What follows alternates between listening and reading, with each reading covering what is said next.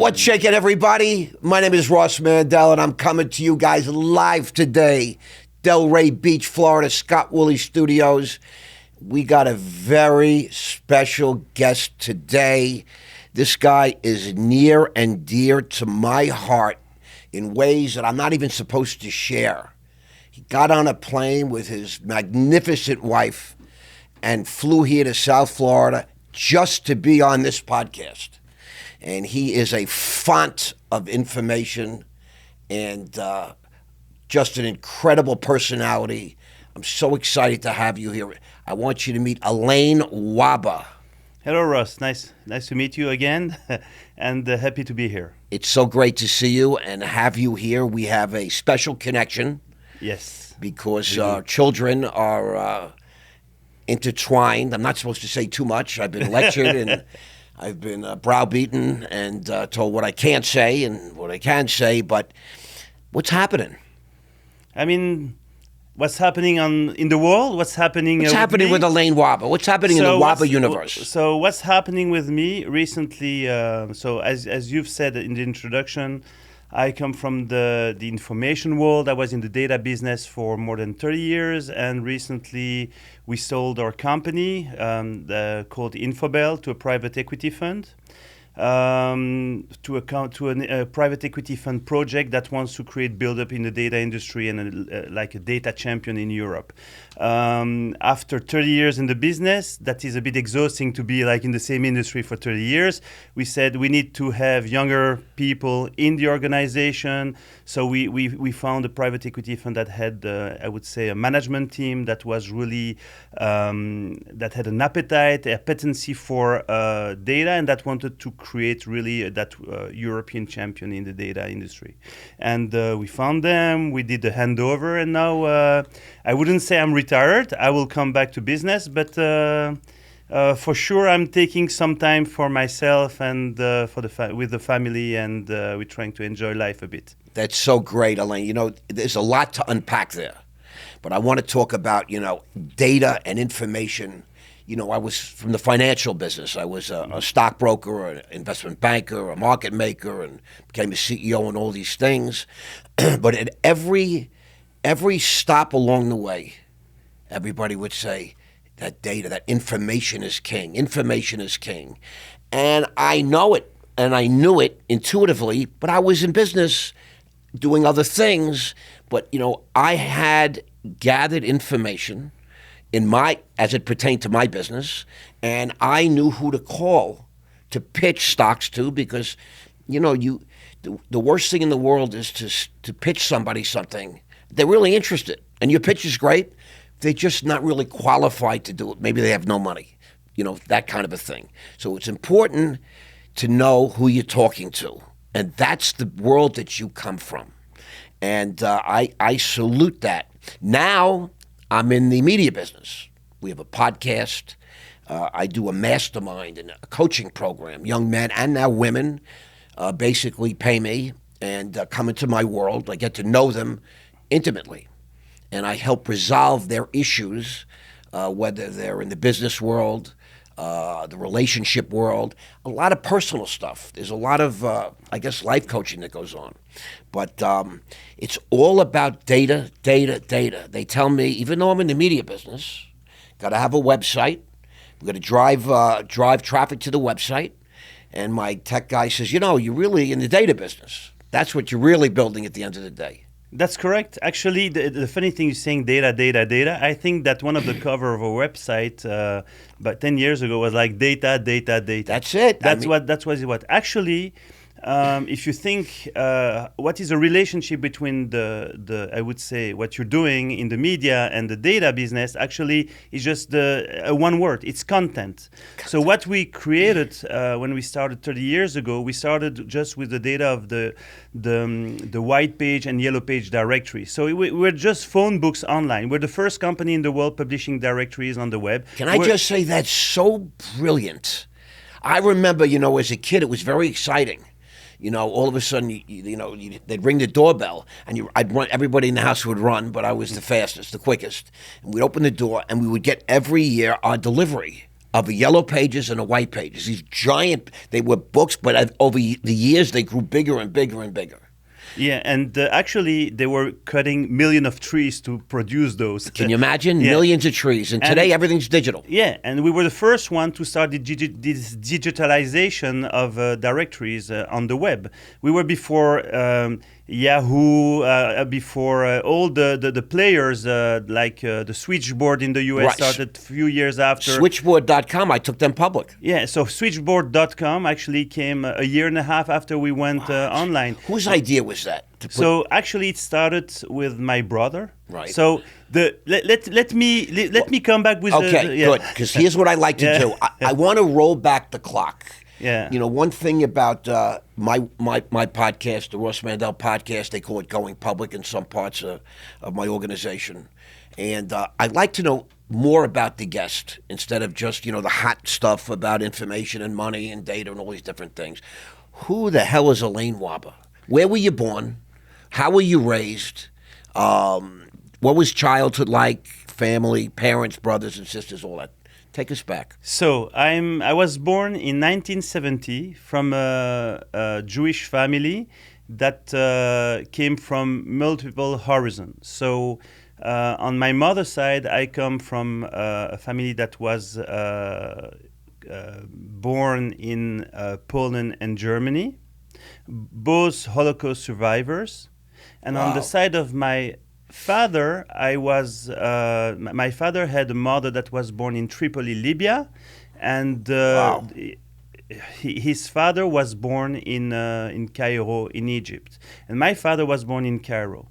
Then in 1943, on his side, they went up to, at that time it was British Mandate Palestine, and they settled in a little place in south of Tel Aviv that was actually just sand dunes, and it was called Holon, which is the little translation of sand dunes, and they were the first family to, one of the 10 family founding that city. The first house of that city is actually the house of my grandparents.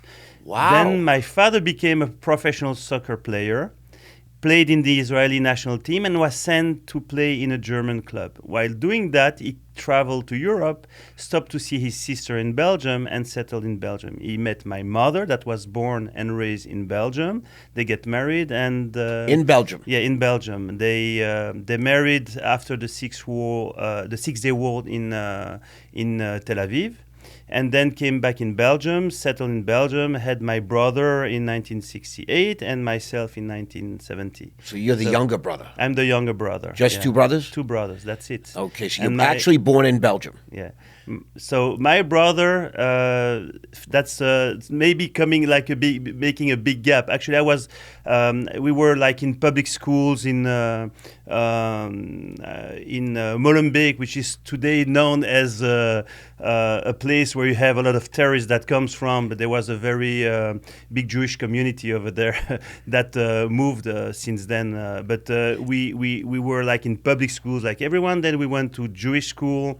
And then when I went to university, I met my lovely wife. That she wasn't my wife back then, but we studied together before, just one day before starting. Where was this university? Which university? So it's called ISHEC. It's like HEC, so Haute Études Commerciales. It's like a business master MBA type of university. So business school. Yeah, business. It's a business school, but in Europe you start directly the business school from scratch. Like it's not like you have 4 years and then you. Right. I get it. Yeah, I get it. And now, so your wife was a student there. Yeah. This is in Belgium. Yeah.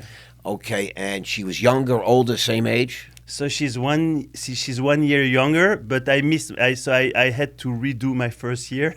So we started the whole cycle together. What? So you guys connected as a couple like that? Yeah. And you stayed together how many years? I mean. So 36 years plus. Yeah.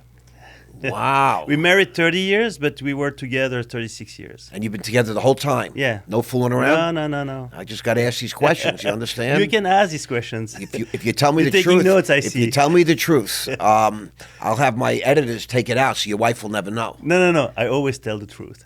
I like that. All right. Sometimes people are not always candid. No. I tell the truth. Okay, It's so the this best is way. good news. So you actually identified your soulmate Yeah. when you were like, what, 18? So I was 18, she was 17 and a half. Yeah. All right, you're of age. I just got to check.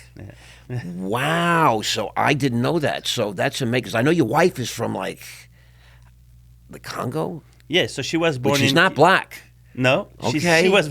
I just want to edify this for the I mean, viewers. it's They like, don't know anything. I want to cover our bases. So she was born in Congo, in Kinshasa, from parents. Her mother was born also in Cairo, like my father, and her father was born in Stanleyville. Today it's known as Kisangani, it's the lake region in Congo.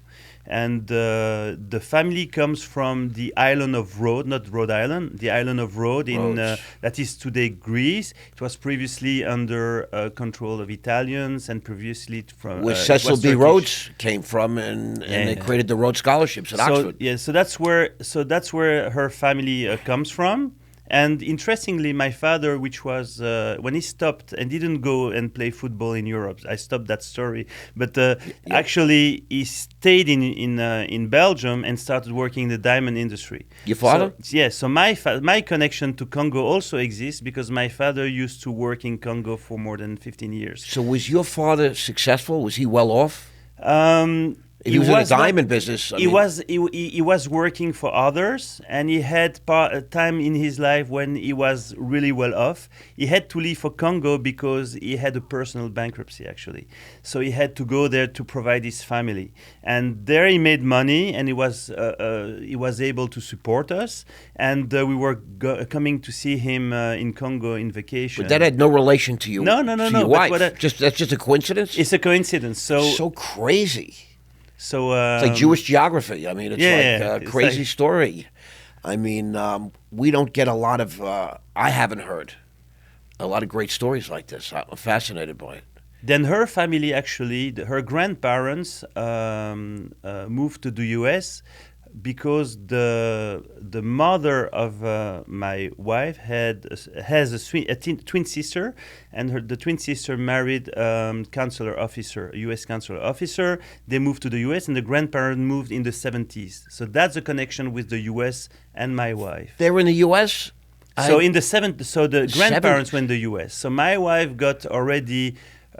family got already the green card and everything since the 70s. I didn't know all this. So coming back to university, when we studied in Belgium business, and we had a specialty in international business and diplomacy, we decided that we want to try the adventure in the U.S. So we went in for Washington, D.C. Hold on, slow down. I want to get to this. This is fascinating. So was your wife a citizen of America? No, she had a green card. A green card. And she was coming here. But her parents were here.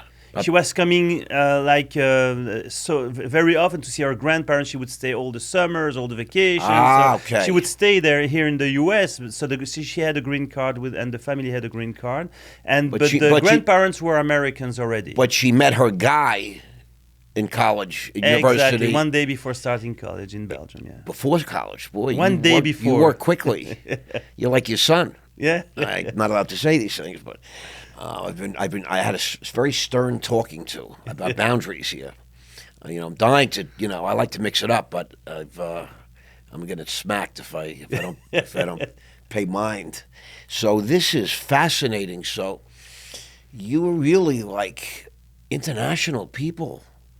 I mean, in America, if you meet somebody, I met a woman recently, and she's from New Jersey, and she's in Florida. That's like a big deal. You guys are from all different parts of the world, planet Earth. I mean, a lot of transition, a lot of. You speak more than one language? Yeah, sure. So I speak French. I speak Dutch, which is also a Belgian national language. English is like mandatory just for business, but also in Belgium is a very cosmopolitan country. I was in a Jewish school, so I had to study Hebrew, and you're fluent brilliant in Hebrew. when it comes. You really are well read when it comes to things, scripture. Let's call it. Yeah, I was in a religious school, a Jewish religious school. So I had like 14 hours a week of religion and all that. You're very well versed. I'm very impressed with your command. And I took German in high school and Italian in university. So How many languages is now? So that's 6, but I would say that I mastermind more like 5, because German is like I understand, but I don't speak. I'm struggling with English. Yeah. Mach schnell, that's my... There's a my Jewish joke that says my grandfather used to speak 13 languages, all in Yiddish. I love that. That's really funny. What about Mrs. Waba? What about the wife? She speaks many languages as well, right? Obviously. Yes, she speaks. She instead of the Italian, she speaks Spanish instead. There's no languages in Congo, right? I don't even know what they speak It's there. Swahili, Lingala, and Chiluba. Those are the language that actually her father speaks fluently. And interestingly, her father, that came 30 years in the U.S., like in vacation, also doesn't speak English, but he speaks Italian, Portuguese, Greek. I mean, you name it. He speaks 9 languages. They're still alive? Yeah. All the parents are alive? Yeah. You guys well, have, her parents are alive.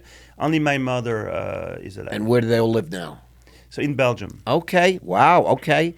Now, when you're alone with the wife and you're feeling frisky, what language do you guys speak? We speak French together. So French is very romantic, I guess. When you're angry and fight, it's still French? It might sound romantic. When you scream, it's not romantic. I'm kidding. It's just that it's our mother tongue, so we speak. Okay. Someone told me once that when you want to make love, you speak French, and when you're having a fight or you're giving orders, you speak German. Yeah, but I'm not gonna do. Because, okay. I had to just see if that holds any water. You know what I'm saying? Yeah. All right. So now the two of you are a couple. She's your partner, right? Not just your life partner. We're going to get to all that, and you're in university. You're studying business, right? That's and at some point you decide there's greener pastures in the United States. Yeah, what happened is that her dream was always to study in the U.S., and she couldn't put that dream in place because her father was going through tough times in business in Belgium. So they could not afford to go in the U.S. In college. So after college, I said, let's go in the U.S. and let's start to try to do business over there. But I mean, that's like a big deal. You're kids still, really. Yeah, but you don't have obligations, so you can start. No, that's true. Yeah, so you don't have the burden of kids. I think that's very daring. You know what I mean? I being an American, growing up in New York and going to college, and I mean, to me it was, a big deal just going into business, let alone going to a whole new country. I mean, for you, she was, like you said, had spent a lot of time in America and had family in America. Yes, so she was really connected to America. She had her green card, and but not you. For her, she said it's about time that I go permanently in the U.S.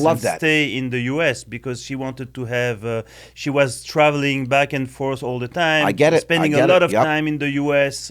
With her grandparents and all that. But she was also in Belgium. So she said it's time to have my full U.S. experience. I love it. And what happened? I say, okay, I have the money of my bar mitzvah. I'll use it and I'll start my business over there. I love it. That's a great comment. He had his bar mitzvah money. I want you guys to make sure you cut that. That's good. That's a great clip. That's really impressive. So did you know that she was the love of your life? Yes, sure.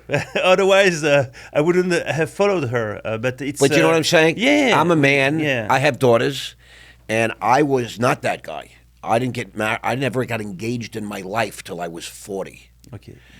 We were engaged during college. I knew you were going to say that. So we were already engaged during college, but we got married only 3 years after. After you graduated, right? Even after that, because we went in the U.S. and then we started the business. We say when the business will be up and running, we will get married. But did you know? Yeah, I'm asking you, guy. You know what? I'm a sales guy. That's what I have in my guts. Okay, I would say that within the first 30 seconds, actually, that you will make a sale or you will not make a sale, and the same thing happens with love. It's like I knew it was her from the very beginning. Really? Yeah. And she obviously felt the same way, or you're not sure? I think that she chose me, but she doesn't accept that I decided that it was her. So I will give her credit for her choosing me. But that might have happened on the 29th second. As a guy, and having met your wife, I mean, she had more options than you. Probably. That's all I'm going to say. I don't know. And, women have more options. It's just the way it is. I mean, young women, if they're attractive, all the boys are like flocking, right? But it's really great when you know. I mean, I get that as a sales guy. I'm not as good as you. I don't know within 30 seconds. But in 30 seconds, you know if it's a good deal You're or not. pretty sure, right? Yeah. You're pretty sure. I get that 100%. But to pick your soulmate, we live in a day where more than 60% of all marriages end up in divorce. It's crazy. Yeah, and that's because, you know what? That's also something that is related to resilience.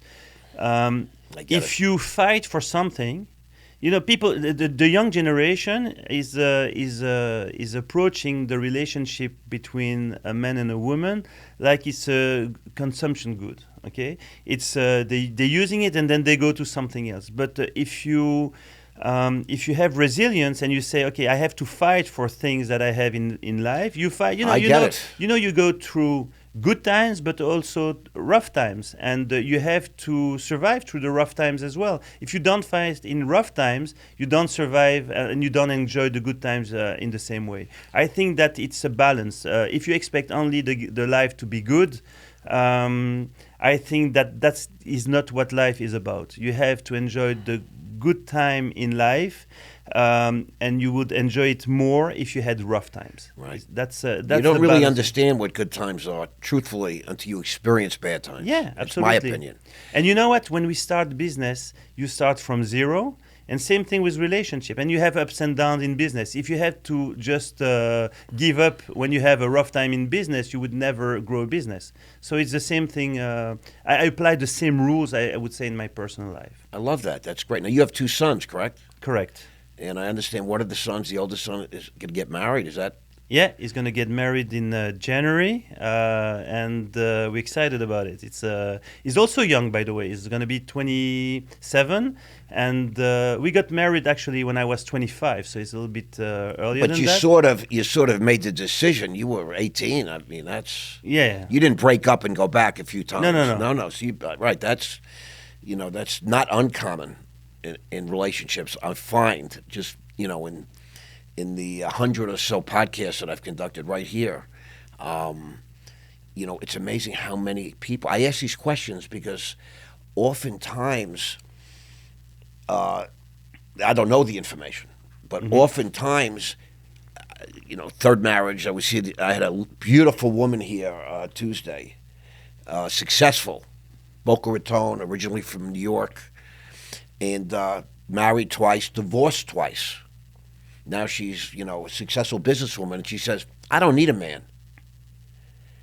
And I'm like, it shouldn't be about needing a man. You know what I mean? I had different opinions, but it's just fascinating to me, all these different stories that people experience along the way, and you have this stability. You're entering into a spiritual questioning. Like, actually, can be usually you need a woman to complement yourself. I think so. But right. Yeah, but that's how in our culture yes. it is. And by the way, speaking about culture, it is said that if you bring your wife, or if your wife brings you under the chuppah, it means that it's the right one. There's no, it is the one. So it means that the choice is the right choice. Really? There's no other choice that should have been taken. That's the right choice.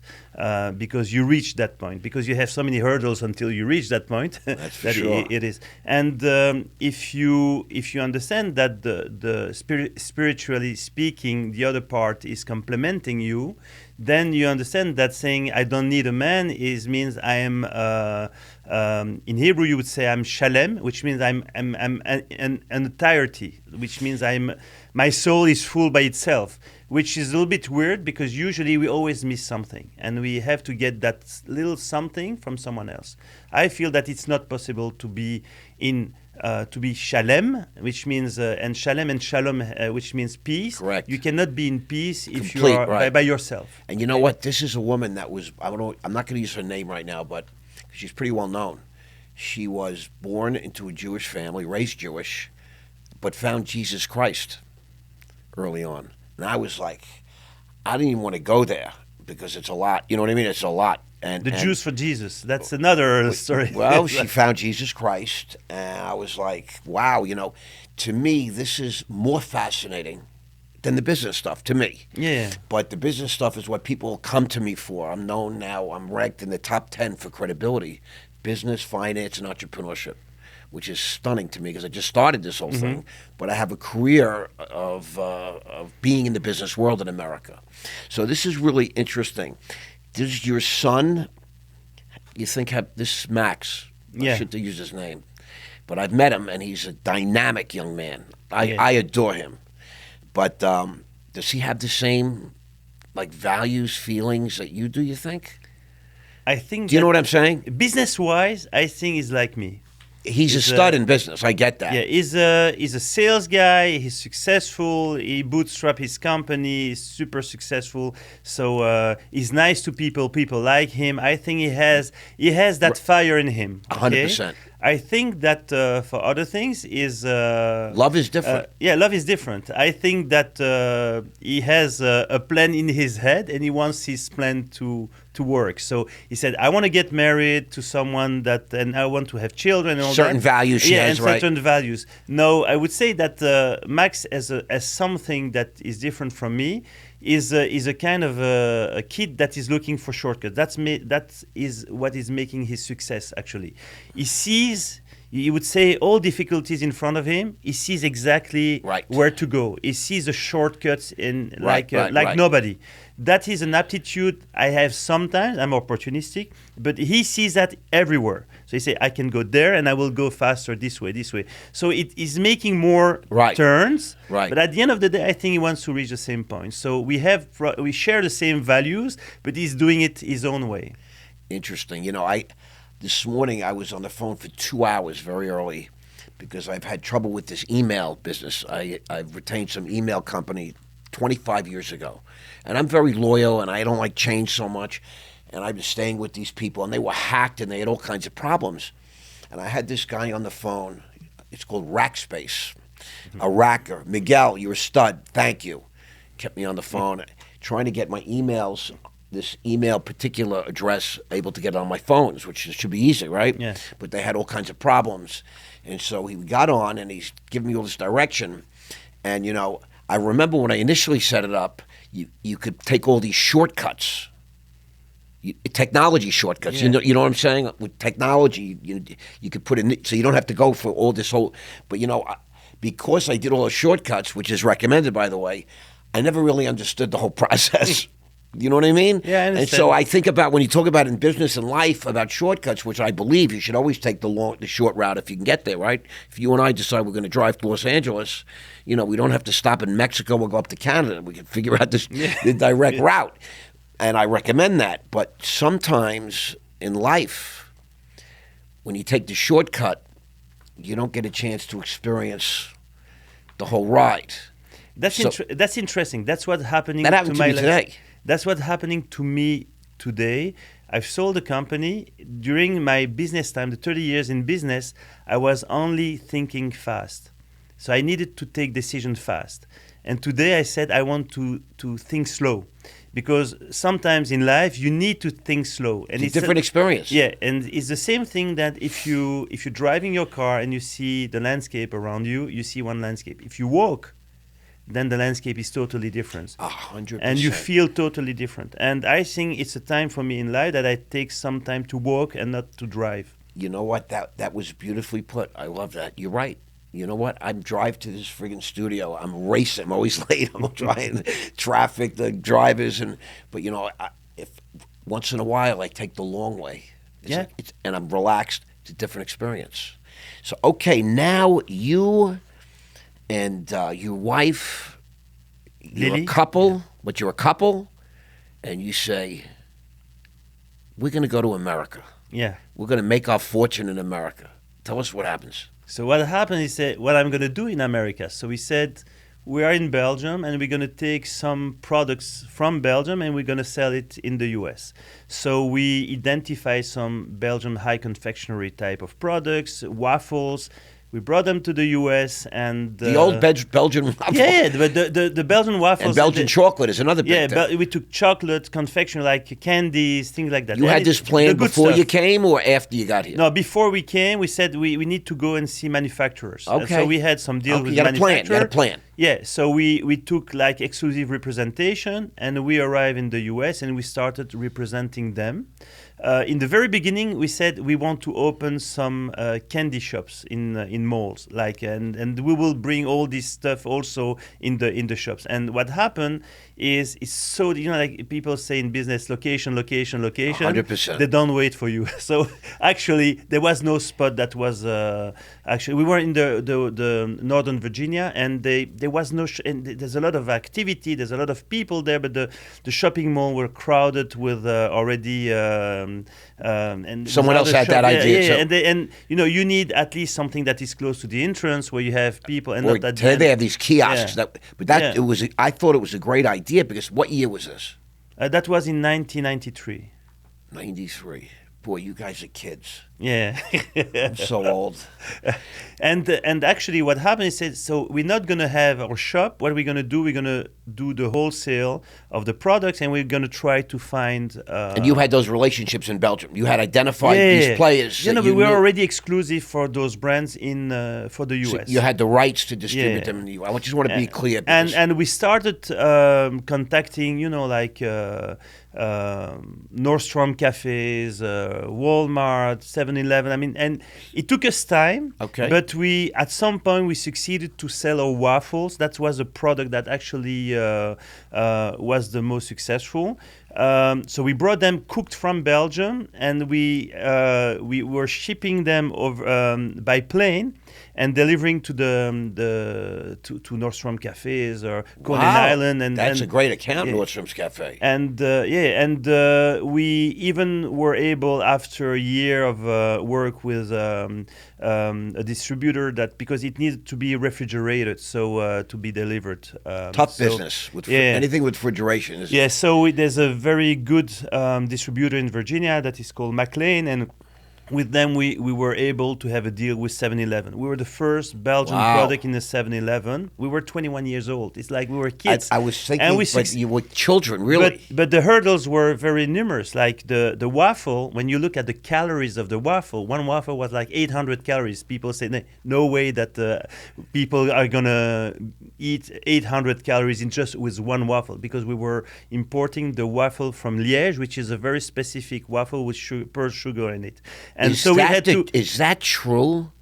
One quality Belgian waffle is 800 calories? Yeah. So I wonder why I got a belly. So this is why we had to do. Yeah, we had to actually resize it so that the weight would be lower and the calories would be lower as well. We had to do the nutrition labeling on it in a way that was in line with the US FDA regulations. So many regulations. Yeah, but you know what? When that was done, and then to deliver 7-Eleven, for example, back then, they have their own and same thing for Nordstrom Cafe. They say it's dry food. So dry food, pastry, that's the price. We're ready to go. You need to be able to do once a year, buy one, get one free, and twice a year, buy two, get the third one free. So the price was already set. So we had to negotiate and to create exactly the product in the boxes and with the labels and everything in the way it was accepted. Thank God for the data business.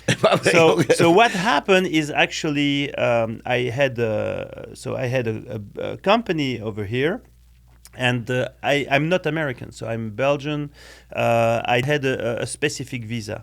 And that specific visa actually was requesting that I would reach it's a treaty trader visa. It was requesting, I was prospective treaty trader. So I had a business visa. I asked the INS to provide me the treaty trader visa. I went from business to treaty trader. Because they saw that I had activities and it was working. So the US granted me the visa. Okay. But then because I was in the import-export, I said I needed to have it in my passport. And what happened, I went back to Belgium. And I went to the consular officer and I said, this is my business. It's working. This is the visa I got, the 10-year visa I got from the INS. And then she looked at it and said, unfortunately, under the new requirement that we have, doing, I don't know, close to $1 million of dollars of sales, even in year one year two or year three, is not enough. You need to hire that number of people and all that. You don't qualify. And then I had like 3 weeks to leave the US. So you did about $1 million in business the first year? We had in orders that level, Right. but we were not able to fulfill because I had to leave back then. But I mean, what a sales guy, 21 years old. What? That's no joke. No, but it took us a couple of years to reach that point. Still, so you were 23, yeah. 24. Yeah. That's still quite an accomplishment.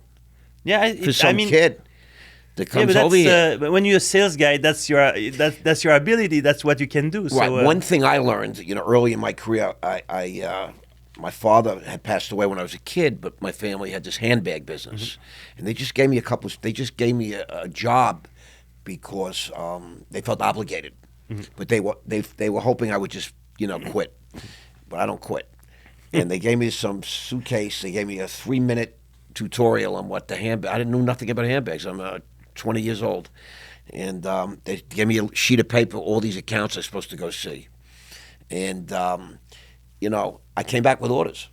And they were shocked. And then I became the top sales guy, and I don't even know what I was doing. I'd come back once from Massachusetts with $1 million order. And, the company makes like 12%. And they're paying me like, $40,000. And I'm like, so they may be a partner because otherwise they were worried. But the point is, one thing I learned, and I'm listening to your story, I'm getting anxiety, that it's one thing to get the orders. It's another thing to deal with all the nonsense, all the people that are supposed to be, the back end, make it happen. But like you said, 7-Eleven has one requirement. Nordstrom's has another requirement. My friend Scott was just telling us a story before you came in. A friend of his came to him, a guy named Jack, and said, listen, I have this great product. Could you get me into like a big chain? And Scott got him into Walgreens, 14,000 stores. And they gave him a nice order. And the guy comes to him 2 months later, they fired me because he didn't realize when he delivered the product it had to be a certain time, a certain way, certain paperwork, etc. So you're a kid, you're getting all these orders, you're getting your Belgian waffles, your 800-calorie waffles into all these great stores, and you're actually doing it, and then you're getting harassed by government officers because of the nonsense. Let's put it that way. It's what I know in the US is you have to go by the rules, and unfortunately, the rules in one consulate let's say I was in another country. Maybe Right. they had other quotas in the other country. Correct. So maybe I would pass the other quotas. And the best proof is that the US itself, the INS in the INS in the US gave me that visa, granted me that Right. visa. I get it. So what the funny story is, when I went and I started in the data business, so to make a long story short, I came back to Belgium. So I did exactly the same thing. We looked for US products to sell in Europe, and it was like products that had nothing to do with data. It was like we saw that, like in your mailbox, you receive promotions in an envelope. Coupons and all I these say different coupon. things. I say that's a great business to start in Belgium. It doesn't exist. And I identify in Ocean City there was a little. What a guy, huh? There was a manufacturer of a little iron sculpture in the shape of sand fleas, and it was doing all the professions like doctors and all that. And you could personalize the little sculptures. I say I want to bring that. Then we saw on TV like Project 2000. It's like a drain blaster, something to just unclog your drains. I mean, all kind of products. And we started with that. And we started a little distribution network in Belgium with a partner that I found there in Belgium. And at that time, my brother started the data business with another partner, and he was supposed to do all of Belgium directories on one CD-ROM, and he proposed that to the telco. And the telco said, okay, we're going to do it with you. And they took that CD-ROM. It was really in 1994. They showed on TV the product. And the day after they showed that on TV, they say, we're not going to do it with you. I came back from the US And when I came back from the US, my brother said, the telco is not going to do it with me. You have a little distribution with your partner, little distribution network. Do you want to distribute that CD-ROM? And it's in the data business was like under a monopoly back then. So for directories. So but he said there's a risk. The risk is that they're going to sue us. But if we can do something quick, probably we'll do that before they release their own product, and we can have some success. So what happened, he said, I went to a lawyer, and the lawyer said, it's risky. I said, what's the chance that we can succeed? He said, it's a 50-50. When you go to court, it's like 50-50.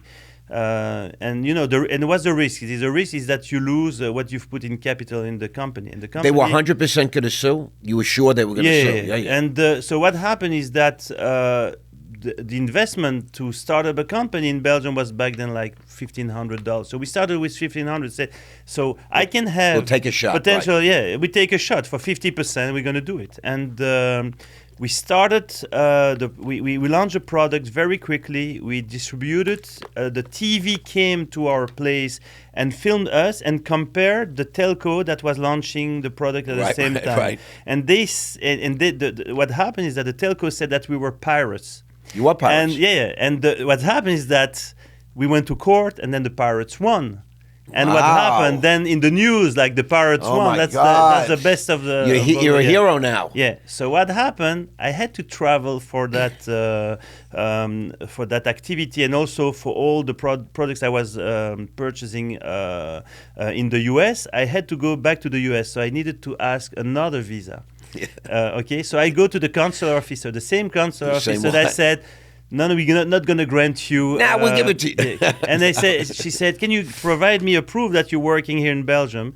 So I asked a specific business visa just to travel. Right. And actually what happened is I got she came back to me. She said, I want to visit your office in Belgium, in Brussels. She came, she gave her business card. She saw what we've done and the success and the press book. Right. And she granted the visa that I was declined a few years before. I can't, it's so crazy. But you know what? That's life. Because I wouldn't blame government or anything, because actually what happened is that one thing brought me to another thing. I believe that in life, you need to take any hurdles that you have as a leverage to do the next thing. So you need to rebound, and that gave me the opportunity to rebound in a business that was much better than a waffle business. Oh my goodness. Because what happened with the waffle, I had to struggle with inventory, size, everything. In the data business, you manufacture one and you can sell 100 times. You resell it 1,000. Yeah, you don't have any inventory. And there's no gluten in data. Yeah, there's no inventory, there's no calories, there's no Manhattan fish oil that is not accepted, like whatever. Preservatives, dyes. I get it 100. Exactly. I just get it 100%. And your whole attitude and philosophy is what I embody and what I'm living. A lot of guys that went through what I went through, they are destroyed.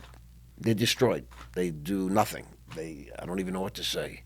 And I'm bouncing back and fighting back and showing up and making it happen. And that's the mentality that everyone should have. It's something that you have. It's a fire that you have in you or you don't have. Exactly. But some people have it, and then it gets distinguished. They just, you only have so much energy and so much moxie. But again, if God is the centerpiece of your life, you're going to fulfill whatever destiny. I'm going to tell you a little story about that before leaving the U.S. to go back, because we had to leave in 3 weeks, the U.S. Okay? I can't understand. So how many years were you in America with your...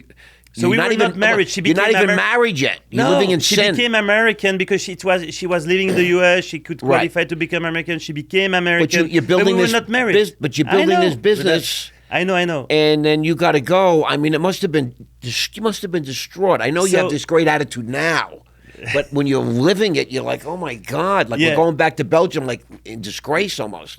Yeah, it was. It's the question was, do we stay or not? I say, baby, I cannot stay. So if she could stay because she became American. Well, you could stay but not do that business. No, I could not stay. They wouldn't even let you stay? No, I could not stay because you have rules. If you are I came back as a tourist, so I could stay only at the time a tourist can stay in the U.S. You know, I'd like to ask your now wife one day, did she ever think about leaving you at that point? You still kids. She wanted me to stay. I said I'm not gonna be illegal in a country. I mean, I would keep always the right way.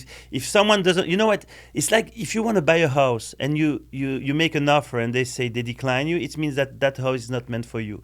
So it's the same thing. If someone says you don't get the visa, it means it's not my time to be in the U.S. I believe what you believe.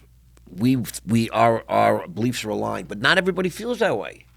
You know what I mean? A lot of people don't get it. She followed me. It means she loved me. So she followed me. I know she loved you. But just because she loved you, she could have said, "I love you and I'll miss you." She packed her bags up in 3 weeks and moved her whole life back. So what happened? She had to tell her family. So at some point, I took a decision. So what happened is, you need to take a decision. At some point, I say, okay, we need to leave. There's no other way You needed around. to leave. Yeah, but I say, we need to leave, but let's rebound and do something else. And she bought in, and that's what. And then we had a plan, because if you are in between, that's how you lose. I understand. You need to take a decision. Right, so we took the decision to leave. Best decision you ever made. She was not super happy to leave. No. But we started a new life, and that life was better and became better than what we thought. It became better. But it was tough. In the beginning, we were really struggling. Well, let me tell you, this decision about whether or not to make that move on the telco, really, you sort of were pirates, and you really said, we're going to take a shot. But my question is, so you decide to produce these phone books, right? Yeah. How do you make money doing that? Where's the money? So in the beginning, you said it cost $1,500 to incorporate. Yeah. So what happened in the beginning? We were manufacturing the CD-ROMs. And how do you make money? So the CD-ROMs, we were selling them for around $99, something like that. Who were you selling? No, to the people who wanted to buy it, because we were on TV. People wanted to buy it. No, but before you got into the business, you had a plan, right? You're a smart guy. What was the plan?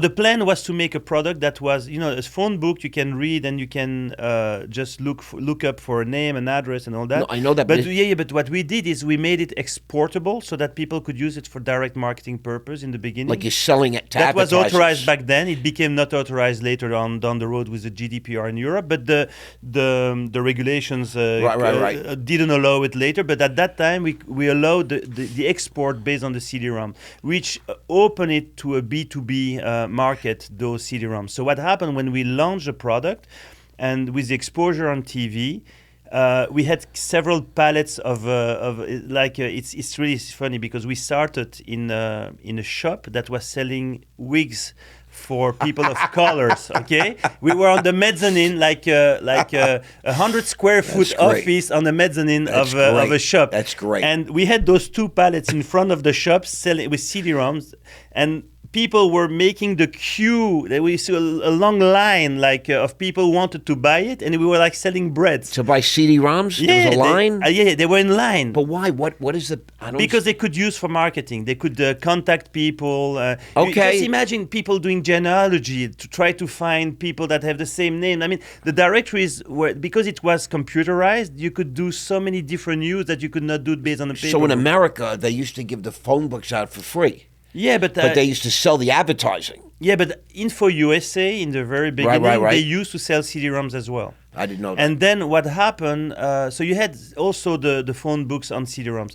Then few months after, there was an opportunity to go online, and we were the first in the world to bring that online.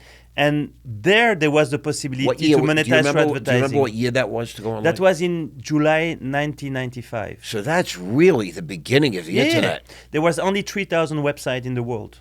And we were Say one that of again. them. There was only 3,000 websites in the world when we started. And when you decided to put the phone books essentially and we were the first phone book in the world online. It was the Belgian phone books. I wish I knew you then. What a And great idea. we invented even the format of the banner because we needed to do advertising to course. monetize it. And the idea in the beginning was it was to show, it's like a showcase to show how the CD-ROM was working. So we used the internet to show how the CD-ROM was working. I didn't even know there was internet in 1995. Yeah, I know most of the people. That was like AOL Yeah. dial-up, Yeah, right? that was it. Yeah. That's what it was, right? But there are many things we did before the others. Like in 1997, we made the first local directories. What you see today is, and we attached a map to like what you see with Google Maps. Okay? Yeah. We did that in 1997. So the first local search we did that in 1997. In 1999, we even created for Rome and Paris a flyover from one address to another in satellite images. So actually, the Google Earth, we use a technology that was an Israeli technology called Skyline technology, to be able to do a flyover a city from one address to another. Today, Google Earth exists and it's Google won and took the market, but we were the first one to actually attach an address to that. So we were really innovative in the beginning. So, You had great vision. and at that time, by the way, the speed of the internet was really slow. So slow. So doing that was not. I mean, I have always a saying that I'm using at all times is like being right at the wrong time is just as being wrong at any time. So you need to have the right product at the right time with the right product. So and being too early is wrong. It's just wrong. So we were wrong at some point, and we said we need to be at the top of the way for some of the things, but we might need to follow other trends because you cannot educate on all markets everyone. And slow down. We're in Brussels, right? Yeah. Brussels, right? Not just Belgium. No, in Brussels. Okay, so that's like the capital. Yeah. Most of my audience probably doesn't know this, although I have a big following in India and the UK, Australia, but I don't know if they would understand that. So you're in Brussels. It's 1995. Correct. And you now connected with your brother. You have this office, or you're working out of the wig shop. I'm not sure. And you're with the wife. I'm not supposed to mention names, just so you know. Okay. So understand that's why I refer to the missus as Mrs. and the wife, because I've had a talking to. And it's the beginning of the internet. You saw something. Right? Who saw it? The wife, you, the brother? No, it's my brother who saw it in the beginning because before the internet there was what was called the BBS. So actually there was like null terminal type of queries, and he was already in this business to provide embassies that were interested in searching the directories in Belgium. So they created that interface. But by accessing that telco interface, he saw a way to download the whole database to create a CD-ROM. And he said, I'm going to download with one query. He's a tech guy. So this is answering my question. We've established you're a great salesman. Yeah. Stone cold killer, really. And I salute that. Someone had to be the tech guy. I mean, and that's my brother. He's a brilliant tech guy, right? Is that? Yeah. Because I know the boys, the sons, are pretty much tech guys to some extent. So actually, the boys of my brother are actually like him. So they're really engineers and everything. Real code guys. My kids are more like salespeople and business people. But recognize the value of tech. Yeah, correctly. Yeah, that's correct. Yeah. And so you have the tech guy, and I have a lot of business. I have a lot of experience now in business, and the sales guy. And who runs the business? So my wife is a CFO. So because she studied business in university. Yeah. So I had my wife as a CFO. My brother is a CTO, and I was the sales guy CEO. So that's a business developer. Right. That's all I love. By the way, I say more that I'm a business developer because what I developed over time, it was the beginning of everything. Correct. So we were the first one providing Google Maps with business data in Europe. I mean, we like with InfoSpace in 1997, we were already co-branding our content across 1,500 websites. So we were really innovators, but it was more business development. It was always partnerships. So the sales part of it exists in the business development, but I consider myself as a business developer developers. So you had a business developer, a product developer, and like a product technician, engineer, and you had a CFO. So you had the optimistic, that was me, and I had two pessimistic on the back end saying, guys like us need people to say no. Yeah. Slow us down. That's every business I have one now. It's like I have That's someone telling me, no, slow it down. That's how you build steady businesses. Yeah, and but I want the audience to understand, because this is 1995. It was the very, very beginning of the I was on Wall Street, and this is the chatter you heard.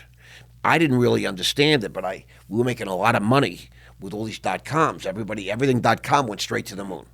Yeah. If you had .com and a mailing address, we're interested, and you saw the need for a telephone directory. So that still is what bogs my mind. Now, I understand I was a cold calling stockbroker, right? We would pay Dun & Bradstreet for the leads, business leads. I guess you were in that too. Yes, what happened is that, as I said, we saw that actually the directory was a way to sell our CD-ROM, because we needed to demonstrate to big numbers of people how the CD-ROM was working.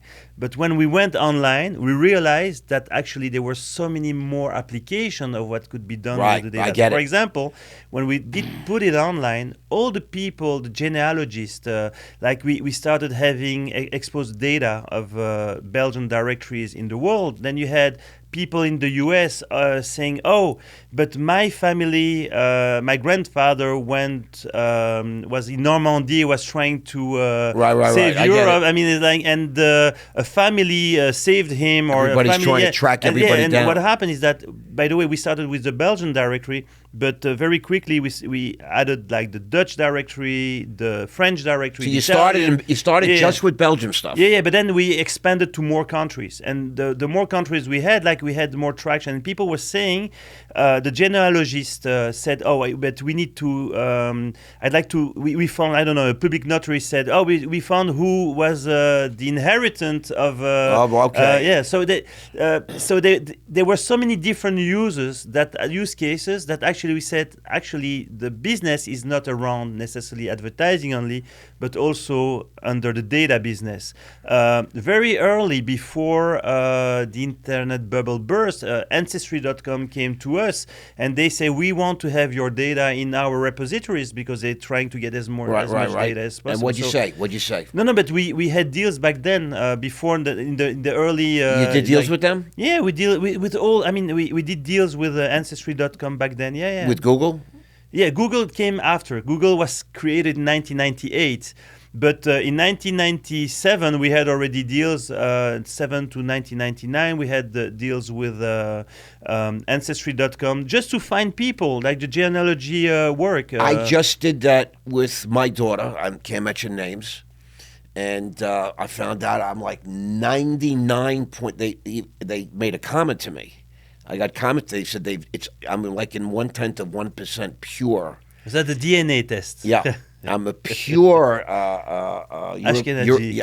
Pure Ashkenazi Jew. I don't know if she showed it to you guys. Like I'm like 100% on one side and 99% on the other. And they said it's very rare that there's no intermingling in my particular DNA. So I'm 100%. There's a stand-up comedian called Modi saying it's like it's a meatball with a toothpick. That's how it looks like. I like Modi. He's very funny. I follow him. I do follow him. But so I know what I think from a business perspective that's fascinating is that you guys had this vision. You went from waffles to directories to CD-ROMs, and recognizing. Did you understand how the internet was going to grow? Did you guys have an understanding of that? Actually, when you were selling, we were like, get in here. What happened is that when we started, because we were selling the CD-ROMs, we were focused on the hard product. Correct, I get it. So it's but what happened after is the internet expanded and we started the advertising business. Correct. And we were among the first to sell advertising campaigns online and all that kind of stuff. As said, we even invented the format of the banner. There was no banner format. That was a big deal. But there was no banner format. Banner. So we invented that banner format. The AIB is still using that format today. So in the whole world, and then what happened at some point is we said we want to grow faster, and that was a .com time, and we opened the capital of the company back then to venture capital, and we raised 5 million. When was that? That was in 2000. Just before the internet bubble burst. Before March 2000, the before .com March crash? 2000, what happened, we raised the money, and then the internet bubble burst. Like 3 months after. What happened, we had the money, we were not very highly diluted. So thank God that was a beautiful thing. So we had money, and she said, like at that time, when people were investing money in you, they say, spend the money, burn the money. And she said, no. Let's go shopping. Everything was on sale. So she actually saved us because the tendency was burn to grow the business. And the just to give you an idea, we were we were selling advertising at $30 CPM per 1,000 impressions. Okay. Overnight, it went from $30 to 90 cents. Right. Overnight. So what happened is that 90% of the businesses we were selling to died. Yeah. Like including, like Ancestry.com was also under very big troubles at that time. Almost every big company today. Everybody went down. Amazon stock went from 330 to 3 in 4 weeks. Yeah. So what happened is that we decided at that point we're going to switch to brick and mortar, and we're gonna, instead of selling advertising, it's the same thing. The monetization of the data through advertising is one way. You expose data, you sell data, you provide data, but you get through you provide advertising so that it's somehow cover the costs and bring you profit. There's no profit in advertising. Let's switch to providing the data for different purpose, like for direct marketing and other purpose. I get that. And we said, and let's go to the brick and mortar companies that have the cash to spend for it. And we've done actually a rethinking. We took consultants and we said we need to have a different strategy, like cost reduction strategy. We approach companies to say, just keep your data, but enhance them with phone numbers so that you don't have to buy new data. So we try to find ways to monetize the... You're adjusting to new market. Yeah. It's a new market. And it was at a time where we launched a European DVD ROMs. And we spoke about supermarkets. We sold to supermarkets and everyone like Tesco and all that. But on contingency basis, the CD-ROMs. What happened? After 2000, the internet bubble burst. There was no much difference for the retail.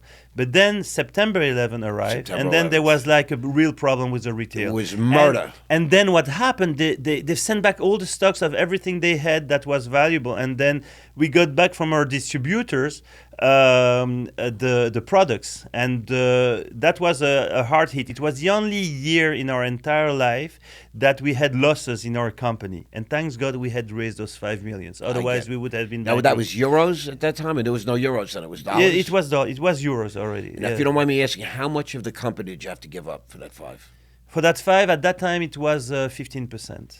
Okay, so your company was valued around 30 million. 30 million valuation back then. Okay. And what happened and overnight it got boom. Just like everything else. Yeah, it's like everything. Yeah, but people were like, some people were like hundreds of millions companies that were worth billions. They went down to zero. I bought 8 overnight. stock brokerage firms for zero. Yes. I took all the assets. So it was a time of opportunity. Because of that, to survive, we bought a company from Vivendi Universal that was called Scoot. It was a directory that was monetizing like calls. It's like instead of internet only, it was also via phone. And what happened? They had 10,000 advertisers, paying advertisers, and the company decided to shut down. So Vivendi Universal decided they want to shut down the company.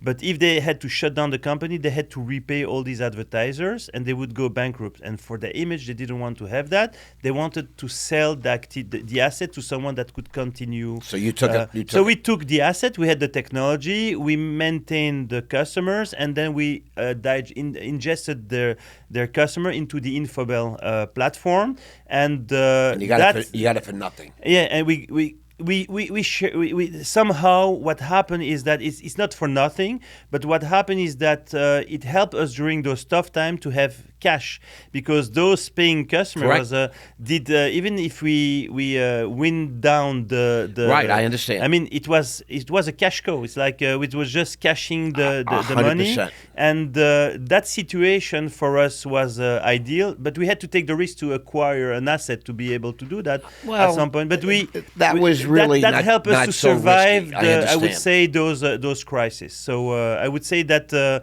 we were also lucky to find a Vivendi Universal company that was for sale, and that helped us to survive the tough times.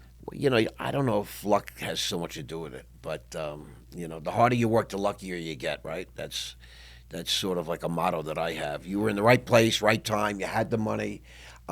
It probably was a very interesting decision at that time to take the $5 million, because in that time everybody was going public. I went public June 15th of 2002. I was supposed to go public in October of 2001, and then 9/11 happened, and everything got shut down. They closed the stock market. I mean, World War I, World War II, they didn't close the stock market. But 9/11, we were shut down for 10 days, and it was crazy. I remember being on Wall Street, and I had just raised like $9 million, and I had just bought a $2 million platform from Dell, and then they destroyed every platform in Lower Manhattan was destroyed, and I was the only one that had I had an empty space, 12,000 square feet, a $2 million of Dell's best equipment, and a beautiful room, and I was renting it out for like crazy money. It was just really a great opportunity. If I want to say I wasn't lucky, but just, but God favored me at that time in my life. But so you along this way, you had already had your brother, yourself, and your wife. She became your wife, obviously, right? Yeah. And you took this $5 million in 2000, and you're still a young guy, right? Yes. How old are you? So today I'm 54. No. How old were you? Oh, at that time? Yeah, 2000. At that time, in 2000, I'm 30 years old. I was going to say, you're like 30, younger so than 30. So my older son is already born. Oh, he was already born? Yeah. Okay. So that was a big decision, though, to take that money, right? Because I'm sure along the way, people were offering you a million different deals, right? To take you public, to do all these different things. So the idea actually in 2000 was to raise money to go public. So what happened That's what I was thinking. You said like the decision to take money at some point. One of the regrets we have from that time is that we were offered like few extra percent dilution, and we said no for an additional 1.5 million at the time. Right. But we said, okay, 5 is enough. But actually, that 1.5 would have been more comfortable to go through the rough time. But you know what? At the end of the day, what's 1.5%? People are crazy. But we were young, and I get it. But and $5 million was a good amount of money, right? Yeah, and the idea was to become public. So that was the plan. I get it. But what happened when 3 months after everything, when the internet bubble burst, and then after September 11, nobody wanted to go public anymore, and they were really happy. Actually, from the investment, so the venture capitalists that invested in us, I think we were after September 11 the only participation that was still alive. I was the first deal. Just so you know, Sky Capital on the AIM in London. I was the first deal to open up the markets between America and Europe. I was the number one performing stock for 2.5 years in all of Europe. Just so you know, and then they badmouthed me and all this nonsense. But I'm just saying that I opened up the market. So in I think 2003, I was on the cover of the annual report for the London Stock Exchange. And they called, it's an international exchange. Guys coming from America. That was their whole pitch. They used me to open up all the stock, to say the markets are good. Yeah, it was Jump back nobody in. was going It's, public. Right, back it's then. cool to invest now. And the only reason they let me do it is because they thought I would fail. They told me that, but that's the whole thing. So you are now full on in the information business at that point. You saw opportunity. You're doing business with, my team found you guys are doing business with, the biggest companies really in the world, Apple, Google, Shopify. I mean, you go on and on, right? The household names, the biggest. Yeah, what happened is that all these people needed business data, and because we developed and mapping. What happened is because we were the first in the world to publish a directory, and because we wanted to put maps associated with the directory, we associated the geo coordinates with the data, and that association made the data usable also in many different use cases, including Google Maps and later on Apple Maps. But all you name them, all the players of the world, like the seven biggest. We provided the data to Facebook, That's to what all I was of them. Say. All of them have been customers of us. TomTom. You name them. You name it. They were. What about the Chinese companies? Any business with the Chinese? So the thing was, it's very difficult to do business with Chinese companies. That's why I'm asking. Yep. So and also you never know how the data are going to be used, and they have very specific regulations. So we had various discussions with Baidu that had a map activity, but we were never able to sell to those Chinese companies.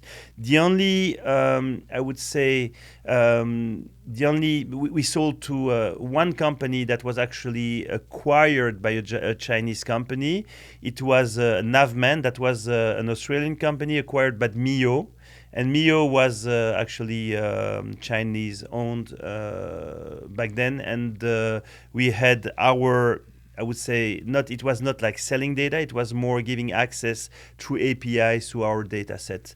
And we worked with them several years. But it's very difficult because what happened is that they have their own way to collect data, their own way to, they need the data to be in Chinese because the users are Chinese users mainly. Right. So it's not like you provide the data in English and it is, you can transliterate that in Chinese. It needs to be in Chinese so that when they travel to Paris is in Chinese. And so we could not actually accommodate that back then. In every country where we develop our data set across the world. So over time, we had all the countries of the world, 350 million businesses with lat longs and everything. And then use cases arise. It was not only for mapping, but it was also for geo-targeting, for geofencing, like direct marketing purpose and different ways to approach, like to identify where to put my shop and to have a sense of the footprint of the day of the location. So the business was not only name, address, telephone, category, and website. It became also number of employees, the sales level, how many reviews on that place, what is the popularity of the place, many other little criteria that give you a sense of what a business is. And that actually also brought that data activity to a more data analytical world, and that was used interestingly also by the financial world that needs to know, analytically speaking, is this chain going up, going down? Do they have traffic? Do they have... correct. What's happening with that brand? Should I invest in it? Should I disinvest in it? So interestingly, we were not thinking at all about finance industry, but finance industry and models, actually, people developing models say, we need you guys, your data to do those type of stuff. And not for the name, address and all that, not even for number of employees and all that, but more like, do they have more location, less locations? Where do they open? I get it 100%. I get it. Like combining with census data and things like that. Correct. For analytical purposes. The governments do that. I mean, the Department, the State absolutely. Department, the Defense, the Defense Department, the contractors, all the financial people. I mean, it's like, I was a sales guy, essentially. I did trading and banking, but, my team would hand me like this, data. I'm like, where all this stuff come from? You know what I mean? And spent millions of dollars paying people to study what you were able to provide, and that's amazing thing about So what you've we accomplished. came from point of interest that was just name, address, telephone Yep. to more like point of interest plus, which is more like for business analytic for BI purpose, Correct, like business 100%. intelligence and everything. You know, it must have been something for you guys. I'm thinking now, I'm reading some notes here, but it must have been something when Google popped up. Because you guys really were like an early Google in an odd way. Yeah, I'm going to tell you something. Your brother So- must have been smacking, throwing things around the So, office going, that's my idea. In 1998, when Google starts, there's a little story about this. When Google starts in 1998, Infobel, that was just in the very beginning in 1995, the product that was the showcase of the CD-ROM we said it has to become a platform. So we need weather data, we need like airplane arrivals and all that kind of stuff. And we were sourcing data from everyone. And at that time, I was looking for a search engine within Infobel as a platform. So I was asking, So I said, who can I contact in 1998 to develop that platform with a search engine in it? And I contacted, Alta Vista, Alain, because they were customer of us already at that time, and we were providing them data. Our data were like, our directories were on them, and said, can you provide the search engine so that we do a co-branding, an integration of your search engine on our Infobel platform? And I was reading a magazine back then that was called Business 2.0. And in Business 2.0, I read that there's a great company out of Stanford guys in the Silicon Valley, two guys, and they call Google. And they have actually launched a search engine that is more accurate and better and all that. So I reached out to them and I asked them if I can license they were in beta, even I don't remember if it was beta or alpha version. It was really the very beginning. If they can license the access to the Google search engine to integrate it on Infobel, and I got an offer. And that was like, which is really weird, but they were not selling advertising or anything. Just an offer to integrate Google on Infobel and pay per query. So I had like threshold per, like if you're making 100,000 queries, that's a price. If you're doing 1 million queries, that's a price. So I got an offer, and I was exchanging. I won't disclose the names, but they were the founders of the company. So I was exchanging with that kind of guys. When a few years after they came into Europe, we were the first one providing business data for their Google. It was Google Maps. It was Google Local, became Google Maps. We were the first one providing data, and also the people I was in contact with. It was 1,000 people company back then, but in 1998 it was just a few people company. So it was only the founders. So it was really interesting. So I have still this exchange of email with those. Those early Google guys, the founders of Google back then. And they didn't have any model and how to monetize nothing. I didn't. The thing that I might regret is that not investing in all these .com companies in the very beginning. You should take that $5 million. It would be $5 billion today. I hate to say it. Who knows? But there was a problem because like InfoSpace, that was one of our partner, went down, disappeared. So it's correct. So you have to be careful. So, but I always said, my stock exchange risk is within the shares of my own company. Correct. So that's my exposures in shares. Then I need to invest somewhere else, because to invest and create value through the stocks is done through my company. I mastermind what the company is doing. Correct. I don't know what Google is doing. I don't know what Apple is doing. I don't know what InfoSpace is doing. So I could not at that time decide that I would put my money whatever you did, it ended up really well. Yeah, what happened was supposed to happen. It was not as big as what Google became, but I would say wherever I am, I'm happy with what I have. Right, on many levels, you can just really look back and you've had a really successful, blessed life. Yeah, family, starting from zero, absolutely. Marriage, the business, I agree. You're not sick. I mean, there's so many things that happen as you move through this story we call life. Quick story. So, I had a lot of investments and opportunities in tech.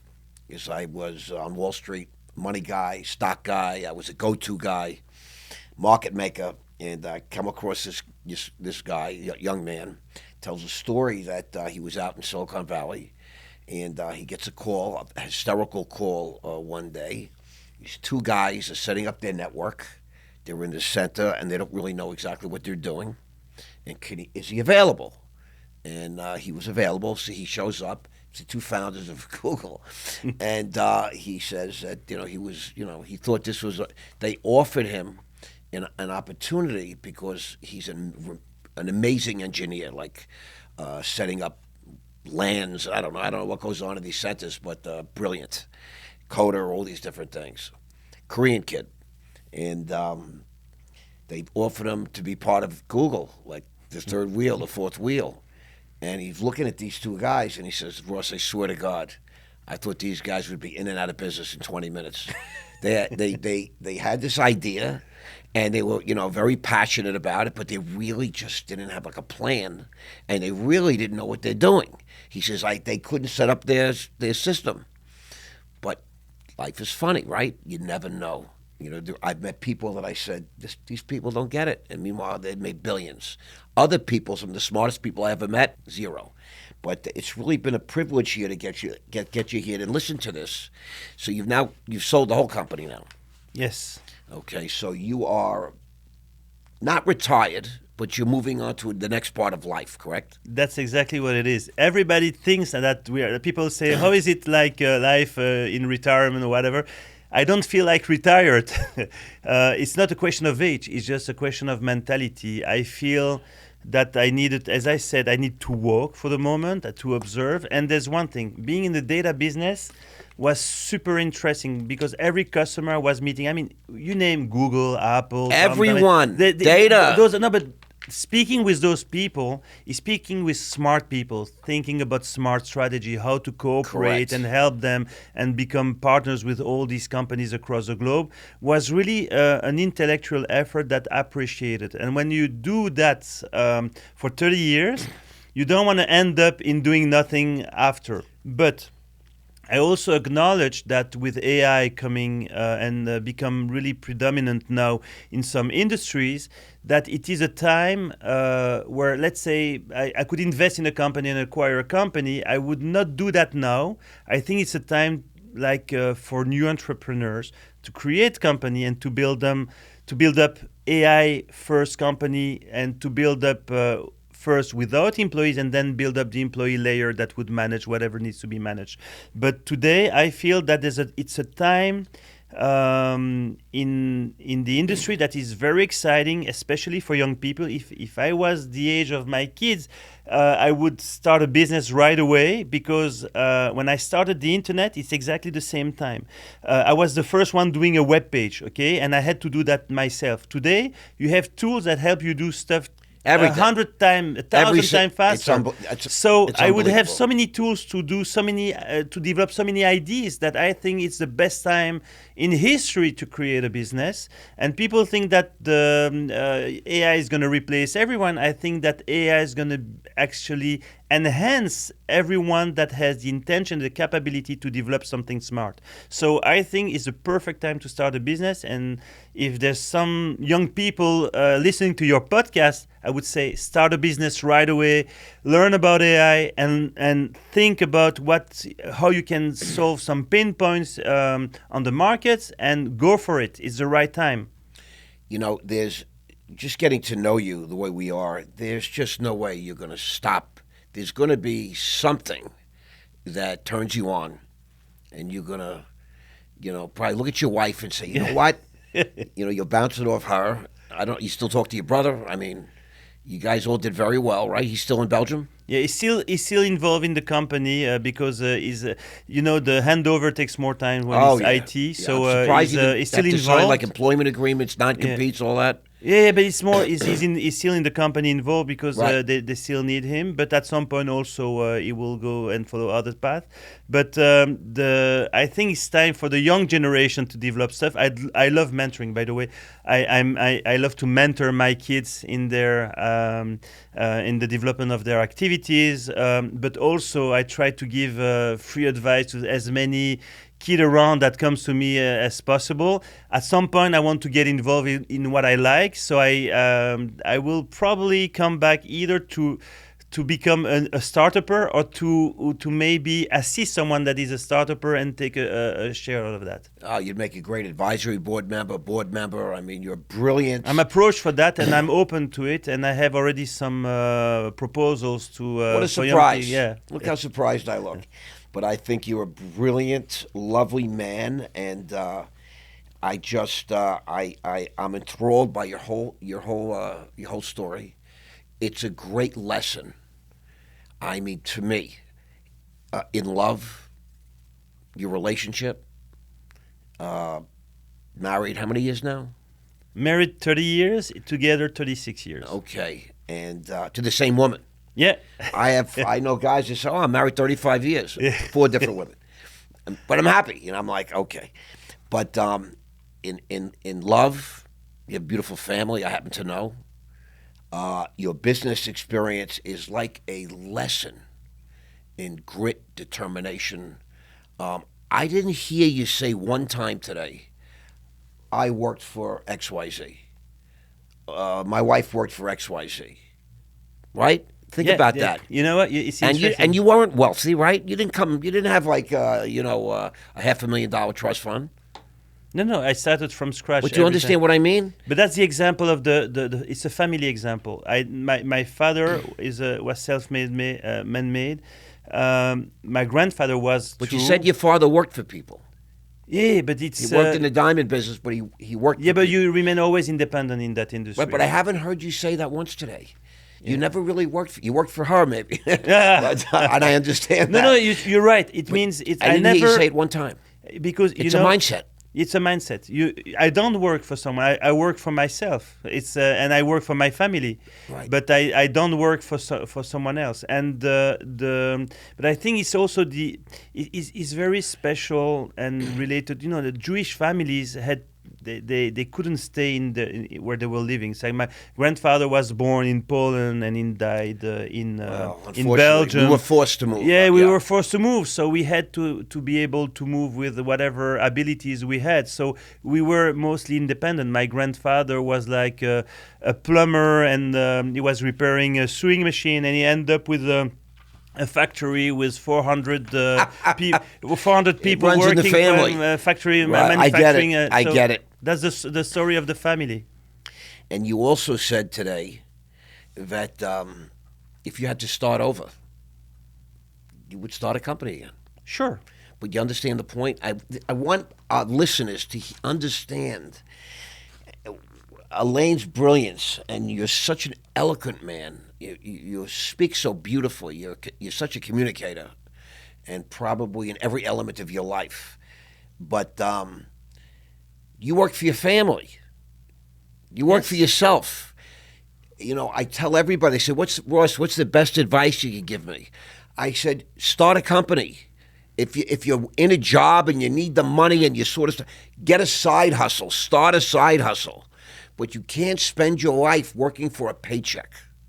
Take a shot. Mm-hmm. This is your life. You're the star of your own life. When you look on the big screen, if your life is on the big screen, what does it look like? Your story is a magnificent story. It's a love story. It's a business success story. It's a family movie. I mean, it's all these wonderful things.